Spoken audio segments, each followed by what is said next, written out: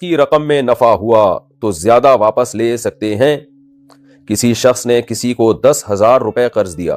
قرض دیتے ہوئے یہ طے ہوا کہ اگر آپ کے کاروبار میں منافع ہوا اور آپ مجھے 15,000 روپے تو آپ نے مجھے 15,000 روپے واپس کرنا۔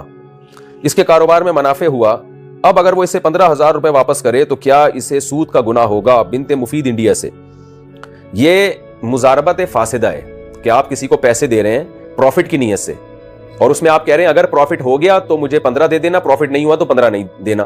تو یہ فاسد مزاربہ ہے، کیونکہ مزاربت میں یہ ضروری ہے کہ پروفٹ میں پرسنٹیج کے حساب سے آپ شریک ہوں، تو پرسنٹیج تو تھی نہیں، تو آپ نے تو فکس اماؤنٹ کر لیا، تو اس لیے یہ رقم آپ کے لیے حلال نہیں ہے، کیونکہ مزاربت فاسدہ کی بیس پہ جو آپ کو اماؤنٹ جو پروفٹ مل رہا ہے، کیونکہ اس کو ہم سود تو نہیں کہیں گے، البتہ سود کا شائبہ ہے اس میں، شبہ ربا، کیونکہ ہر فاسد معاملہ میں شبہ ربا ہوتا ہے، تو اس لیے یہ پروفٹ بہرحال آپ کے لیے حلال نہیں ہے۔